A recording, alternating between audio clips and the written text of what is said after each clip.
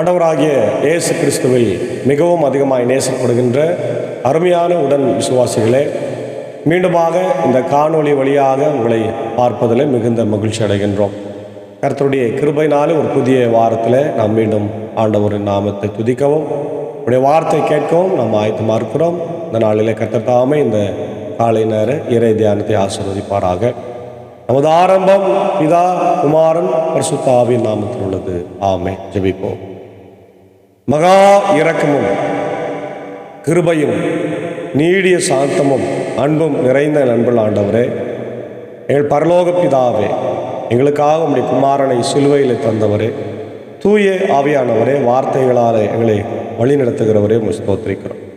இதோ இந்த பிப்ரவரி மாதம் 17ஆம் நாளிலே ஆண்டவர் எங்களை ஜீவனோடு எழுப்பியிருக்கிறேன். நன்றி தகப்பனே. இந்த நாளின் இறை செய்தி, பாடல் வேலை, ஜெப வேலை ஆண்டவரை எங்களுக்கு ஆசீர்வதியும். அடியனை மறைத்து நீர் பேசும். பாடல் வேலை ஆண்டவரை ஜெப வேலையும் நீர் பொறுப்படுத்திக் கொள்ளும். பாடல்கள் பாடுகின்ற சாரியும் வாசிக்கிற இசைகிற வாசிக்கிற சாரியும் கர்த்தரை பொறுப்படுத்திக் கொள்ளும் ராஜா. இதை பார்த்து கேட்டு பயன்பெறுகிற எல்லா மக்களும் இறை ஆசிரியர்களை தந்து வழி நடத்தும். இறை மைந்தன் இயேசுவின் மூலம் ஜெபிக்கிறோம் நல்ல பிதாவே, ஆமென். காலை வேளையில் 375வது பாடலாகிய ஆதியாம் மகாராஜனே, எந்த வேளையும் அடியனோடு இரு ஈசனே என்ற பாடலை சாரோடு இணைந்து நாம் பாடுவோம். 375.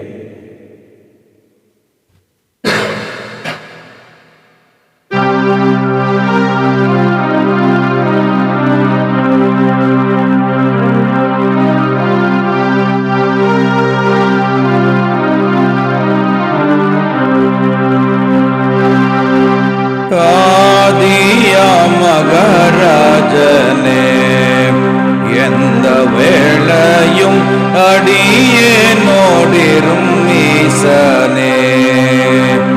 ஆதியா மகராஜனே, எந்த வேளையும் அடியே நோடிரும் ஈசனே. தேஜெல்லா சர்வேச தேசூரும் பிரகாச, தேதில்லா சர்வேச தேசூரும் பிரகாச, பாதகன்யான் மிக பலவீனனானதால்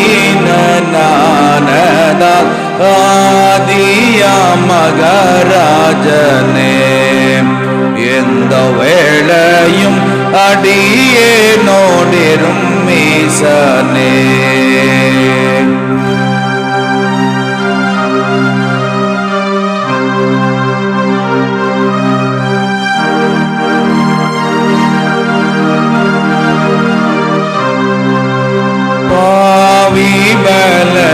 பலனாலயனே, நின்றாலேனை பகைவர் ஜெயிப்பார் மெய்யனே. தேவா துணை நீரையனே, சேரியனிடம் சேர்ந்தே வாசியும் தொய்யனே. மேவும் தஞ்சம் எனக்கு வேண்டும் காவலன் நீரே, மேவும் தஞ்சம் எனக்கு வேண்டும் காவலன் நீரே. சாவு வரையும் என்னை தாங்கி அரவணையும் ஆதியா மகராஜனே, எந்த வேளையும் அடியே நோடிரும் ஈசனே.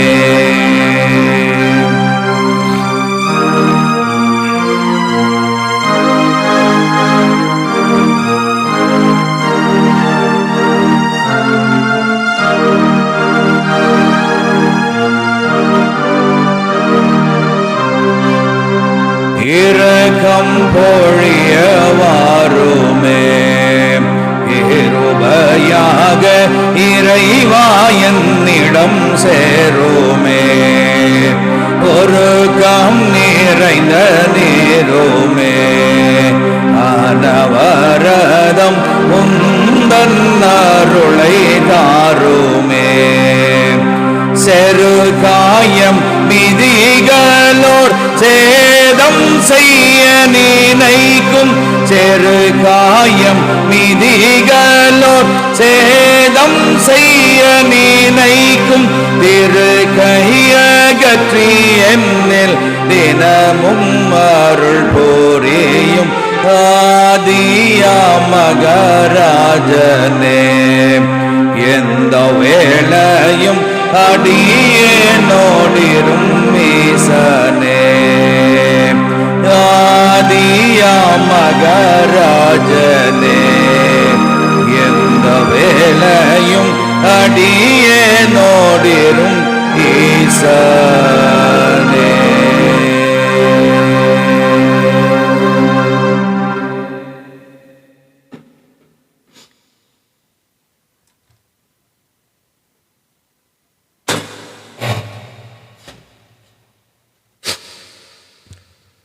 கிறிஸ்து இயேசுவுக்குள் மிகவும் அதிகமாய் நேசிக்கப்படுகின்றவர்களே, உங்கள் யாவரையும் மீண்டுமாக இந்த பிப்ரவரி மாதம் 17ஆம் நாளிலே அன்போடு வாழ்த்து வரவேற்கிறோம். இந்த நாளிலும் நாம் தியானிக்கும்படியாக தெரிந்து கொண்ட கர்த்தருடைய வார்த்தை அது திருப்பாடல் சங்கீதம் 103.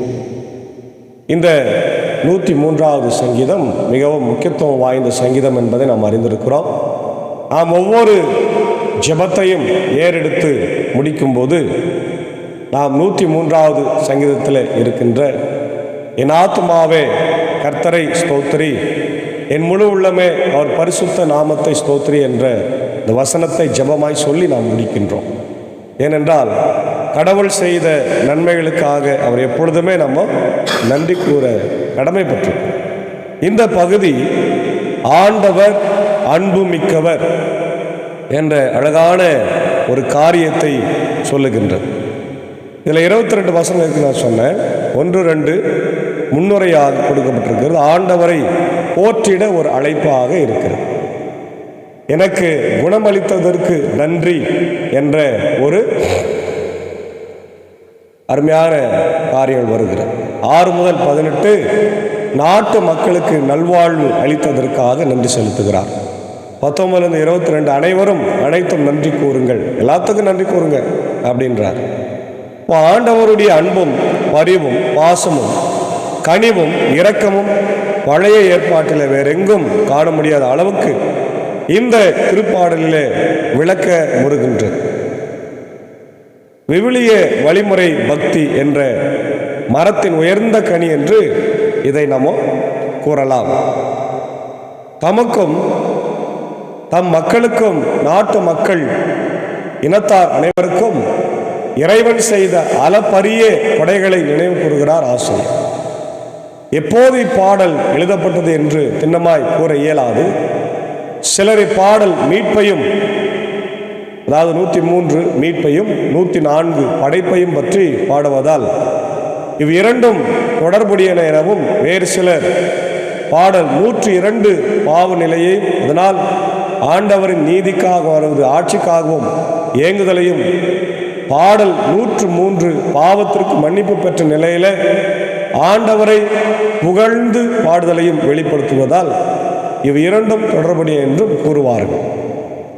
ஆண்டவரின் அன்பை புகழ்ந்து ஏத்தும் இத்திருப்பா ஆண்டவருக்கு அஞ்சி நடக்க வேண்டும் என்ற படிப்பினையையும் வலியுறுத்துதலையும் நமக்கு காண்பிக்கின்ற பாடலின் முதலும் முடிவும் இறைப்புகழ் பாட நம்மை அழைக்கின்றதாக அமைகிறதை நம்ம பார்க்கின்றோம். அன்பான தேவனுடைய பிள்ளைகளே, இந்த அருமையான சங்கீதம் ஒரு விசேஷித்தமான சங்கீதம். இதனுடைய எக்ஸாக்ட் டேட் நமக்கு தெரியாது. ஆனால் இதனுடைய ஆத்தர்ஷிப் அப்படின்னு பார்த்தோம்னா தாவீது தான் என்பதை தெளிவாக நம்ம பார்க்கின்றோம். இதனுடைய ஹிஸ்டாரிக்கல் கான்டெக்ஸ்ட் அப்படின்னு பார்க்கும்போது இது ஒரு தேங்க்ஸ் கிவிங் சாம், ஒரு நன்றி செலுத்துகின்ற ஒரு சங்கீதமாக இருக்கிறது. எப்பொழுது என்றால் நாடு அமைதியும் ஆசீர்வாதத்தையும் பெற்றிருக்கும் போது, கடவுளுடைய ஆசிரியர்களை பெற்றிருக்கும் போது பாடப்பட்டதாய் காணப்படுகிறது.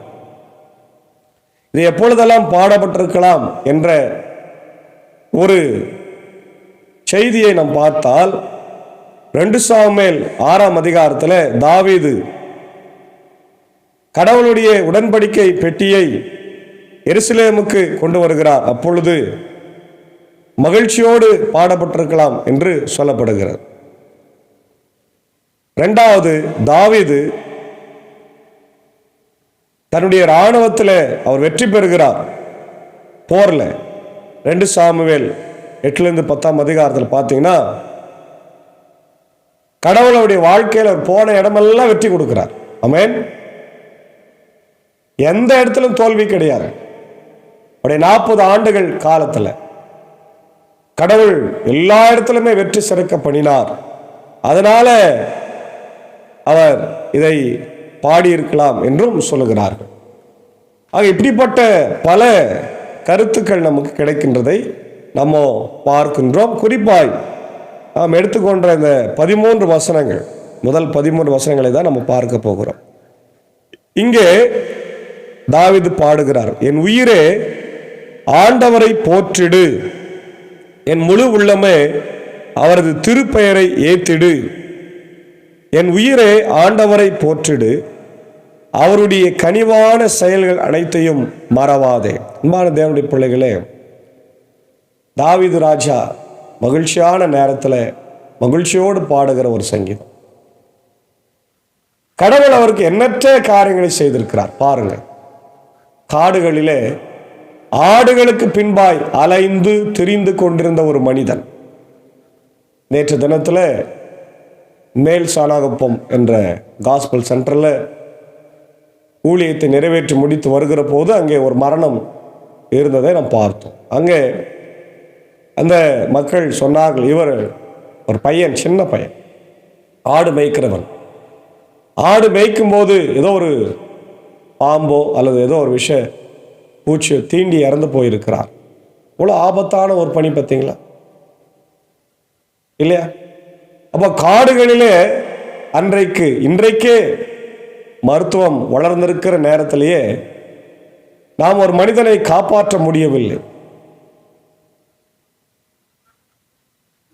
எந்த விதமான வளர்ச்சியும் இல்லாத ஒரு நாட்களிலே, விஞ்ஞானமும் மருத்துவமும் வளர்ச்சி இல்லாத ஒரு நாட்களில் தாவீது அடர்ந்த காடுகளிலே போய் தங்கி ஆடுகளை மேய்த்தார் என்றால் அதில் எவ்வளோ ரிஸ்க் இருக்குதுன்றதை நம்ம பார்க்கணும்.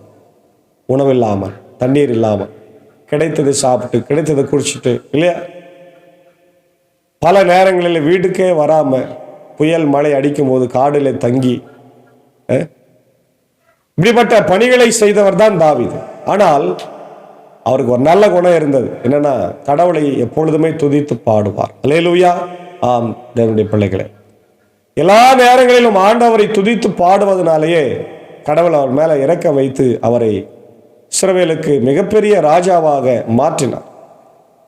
வரலாற்றில் நாம் பார்க்கிறோம், தாவீதை போல ஒரு சிறந்த ராஜா இருந்ததே கிடையாது. 40 ஆண்டு காலம் ஆட்சி செய்தார். 40 ஆண்டு காலத்தில் அவர் எங்கெல்லாம் போனார் அங்கெல்லாம் வெற்றி, தோல்வியே கிடையாது.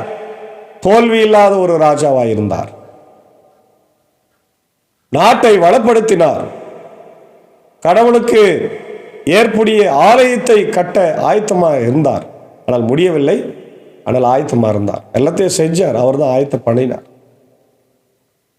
அப்போ மிக சிறந்த ஒரு மனிதனாய் கடவுள் அவரை தெரிந்தெடுத்தார். ஆடுகளுக்கு பின்பாக அலைந்து தெரிந்தவரை ஆண்டவர் உயர்த்தினார் என்று போனார். அதனால்தான் அவர் சொல்றாரு, என் ஆத்மாவே கர்த்தரை ஸ்தோத்திரி, என் முழு உள்ளமே அவர் பரிசுத்த நாமத்தை ஸ்தோத்திரி, என் ஆத்மாவே கர்த்தரை ஸ்தோத்திரி, கர்த்தர் செய்த சகல உபகாரங்களையும் மறந்துடக்கூடாது. கடவுள் நம்மளை எங்கிருந்து கொண்டு வந்தார் பார். நம்முடைய மிஷினரிகள் வரவில்லை என்றால் நம்ம என்ன ஆயிருப்போம்? இந்த இந்தியாவில், தமிழ்நாட்டில் சாதியம் தலைக்கு ஏறி ஆடிக்கொண்டிருந்த நேரத்தில் சுவிசேஷம் வந்து நம்மை சந்தித்து நம்மளை தூக்கி எடுத்து ஆண்டவர் கழுவி நமக்கு உடை கொடுத்து, உணவு கொடுத்து, மருத்துவத்தை பார்த்து இன்றைக்கு பிரபுக்களோடும் அதிபதிகளோடும் நம்மளை உட்கார வைத்திருக்கிறார். அல்லேலூயா. சமீபத்தில் ஜான் ஜெபராஜ் அவர் ஒரு சின்ன ரீல் ஒன்று பார்த்தேன். அவர் பிறந்த ஊரான திருநெல்வேலிக்கு அவர் ரொம்ப காலத்துக்கு அப்புறம் போனால் அவங்க அம்மா கிட்ட கேட்குறார், நான் பிறந்த இடம் எதுமா? மகனே, அந்த இடம் இப்போ இல்லை, இருந்தாலும் பரவாயில்லம்மா, என்னை கூட்டிகிட்டு போவாங்கன்னு சொல்கிறார். போனால் ஒரு ரோட்டில் முக்கில் இருக்குது. என்ன இருக்குதாங்க? எங்கம்மா வீடு? வீடே கிடையாது. அந்த இடத்துல குப்பை தொட்டி இருக்கு. அதை பார்த்துட்டு அவர் அழுதுனே சொன்னாராம், ஆண்டவர் என்னை குப்பை தொட்டியில் இருந்து உயர்த்தி பிரபுக்களோடு அதிபதிகளோடு உட்கார வைத்திருக்கிறார். அல்லேலூயா. அன்பான தேவனுடைய பிள்ளைகளை, நாம் கூட இன்னைக்கு குப்பையில இருந்தோம், சாக்கடையில இருந்தோம், நாற்றம் எடுத்துக் கொண்டிருந்தோம். கடவுள் நம்மளை உயர்த்தி இருக்கிறார். எவ்வளவு ஆசீர்வதித்திருக்கிறார் பார். நம்ம பிள்ளை எல்லாம் வெளிநாட்டில் இருக்கிறாங்க. அமெரிக்கால, யூகேல, ஆஸ்திரேலியா, நியூசிலாந்து, எல்லா இடங்களில் இருந்து நமக்கு ஆசீர்வாதமா இருக்கிறார்கள். அப்படி திருச்சபைக்கு ஆசீர்வாதமா இருக்கிறார்கள். காரணம் யாரு? இயேசு ஆண்டவர் மாத்திரமே. அல்லேலூயா. அவரை நாம் துதிப்பதில் எந்த தயக்கமும் இருக்கக்கூடாது, எந்த வெட்கமும் படவே கூடாது. எல்லா இடத்துலையும் நாம் துதிக்கணும், பாடணும், அவரை நாம் பாட வேண்டும். அதுதான் தாவீது ராஜா இங்கே பண்ணுகிறார். சொல்றார் பாரு, அவர் அக்கிரமங்களை எல்லாம் மன்னிக்கின்றார், நோய்களை எல்லாம் குணமாக்குகிறார். அதான் முக்கியம். இன்னைக்கு என் பாவங்களை மன்னிக்கின்ற ஆண்டவராய் இருக்கிறாரு. என் பாவங்களை மன்னிக்கின்றார், என் அக்கிரமங்களை மன்னிக்கின்றார். எவருடைய பாவம் மன்னிக்கப்பட்டதோ, எவருடைய பாவம் மூடப்பட்டதோ அவன் பாக்கியவான் என்று சங்கீதம் 32 படிக்கிறோமே. நமக்காக கல்வாரி சிலுவையில இயேசுநாதர் தன் ஜீவனை கொடுத்து நம்மை மீட்டாரே. அதான் சொல்றார், அவர் உன் உயிரை அவர் படுகொலையில் நின்று மீட்கின்றார். பாருங்க, பாவத்தை மன்னிக்கிறார், நோய்களை குணமாக்குகிறார், உயிரை பாதுகாக்கிறார். அதனால ஆண்டவர் நமக்கு பேரன்பு உடையவராயிருக்கிறார். அல்லேலூயா. பேரன்பு உடையவர். அதான் சொன்னார், பேரன்பையும் இரக்கத்தையும் மணிமுடியாய் சூட்டுகின்ற ஆண்டவர். பேரன்பையும் இரக்கத்தையும் மணிமுடியாய் சூட்டுகின்ற ஆண்டவர். அவர் உன் வாழ்நாளெல்லாம் நலன்களால் நிறைவுரை செய்கின்றார். உன் இளமை கழுகின் இளமை என புதிதாய் பொலிவுறுகிறது. கழுகை பற்றி நிறைய ஒரு ஆய்வு இருக்கிறது. அது என்ன செய்யுமா, கொஞ்ச நாளைக்கு அப்புறம் ஒரு தனியான இடத்துக்கு மலை மேலே போய் உக்காந்துக்கணும். தன்னுடைய பழைய நகங்களை எல்லாம் அது பாறையில் மோதி மோதி மோதி தன்னுடைய பழைய அழகெல்லாம் மோதி அதை உடைத்து போடுமா. தன்னுடைய ரெக்கைகளை அதை பிய்த்து எரிந்து விடுமா. பிய்த்து எடுத்துட்டு அந்த பேர் பாடியோட ரொம்ப நாள் அந்த கழுகு அங்கே உட்கார்ந்து இருக்கும். ஏறக்குறைய 100 நாள் ஆகுமா. அவ்வளோ நாள் அங்கே உட்கார்ந்து புதிய நகங்களும் புதிய அழகும் புதிய அந்த ரெக்கைகளும் வருகிற போது அது எழுந்து பறக்குமா. எவ்வளோ அழகா இருக்கும் இல்லையா. கர்த்தருக்காய் காத்திருக்கிறவர்கள் புதுபலன் அடைந்து கழுகைகளை போல என் சட்டைகளை விரித்து பறப்பார்கள். ஆண்டவர் நமக்கு மீண்டும் புது வாழ்வை தருகிறவரா இருக்கு. அதான் சொல்றார், புது வாழ்வு தருகிற ஆண்டவர். ஆண்டவரின் செயல்கள் நீதியானவை, ஒடுக்கப்பட்டோர் அனைவருக்கும் அவர் உரிமைகளை வழங்குகிறார். ரொம்ப அழகா சொல்றார், ஒடுக்கப்பட்ட மக்களுக்கு உரிமைகள். இன்னைக்கு எல்லா மக்களையும் ஒடுக்குறாங்க இந்த அரசாங்கம். எல்லா அரசாங்கமும் ஆட்சிக்கு வந்த பிறகு அதை செய்கிற இதை செய்கிறேன்னு சொல்லிட்டு இன்னைக்கு அடிக்கிறதெல்லாம் ஏழைகளை தான் அடிக்கிறார். ஒடுக்கப்படுகிற மக்களை ஒதுக்கி வைக்கிறார்கள் இல்லையா. சாதியத்தினால மதத்தினால இன்னைக்கு மக்களை ஒதுக்குறதை நம்ம பார்க்க முடிகின்றது. அவர் தம் வழிகளை மோசேக்கும் வெளிப்படுத்தினார். அவர் தம் செயல்களை இஸ்ரவேல் மக்களுக்கு ஆணும்படி செய்தார். ஆண்டவர் அவருடைய கேரக்டர் சொல்றார் பார். ஆண்டவர் இரக்கமும் அருளும் கொண்டவர், நீடிய பொறுமையும் பேரன்பும் உள்ள. அந்த பேரன்புக்கு ஒரு விளக்கம் கொடுக்கிறாங்க. அதாவது அடி வயிற்றிலிருந்து வருகின்ற அந்த அன்பு, குழல் துடிக்கும் அன்பு, ஒரு தாயினுடைய அன்பு. எசது என்ற எபிரேய வார்த்தையிலிருந்து அந்த வார்த்தை வருகிறது. குடல் துடிக்கும் அன்பு. தன் தாய் தன் குழந்தைகளை எவ்வளோ நேசிக்கிறார் பார்த்தீங்களா. குடல் துடிக்கும் அன்பு. அவர் எப்பொழுதும் கடிந்து கொள்பவர் அல்ல, என்றென்றும் சினம் கொள்பவரும் அல்ல, கோபப்படுறவர் அல்ல. தப்பு பண்ணா கோபப்படுவார், ஆனால் எப்பவுமே அதை இல்லை. அவர் தம் பாவங்களுக்கு ஏற்ப நம்மை நடத்துவதில்லை, நம்முடைய குற்றங்களுக்கு ஏற்ப நம்மை தண்டிக்குவதும் இல்லை. நம்மளை மன்னிக்கின்றவராகவே இருக்கின்றார். அவர் தமக்கு அஞ்சுவோருக்கு காட்டும் அன்பு, பேரன்பு மண்ணி நின்று விண்ணளவு போன்று உயர்ந்தது இல்லையா. தமக்கு அஞ்சி நடப்போருக்கு, அதாவது பயந்து நடப்போருக்கு அவர் பெரிய அன்பை செய்கின்றார். மேற்குக்கும் கிழக்குக்கும் எவ்வளவு தூரமோ அவ்வளவு தூரமாய் குற்றங்களை நம்ம அகற்றி போடுகிறார்.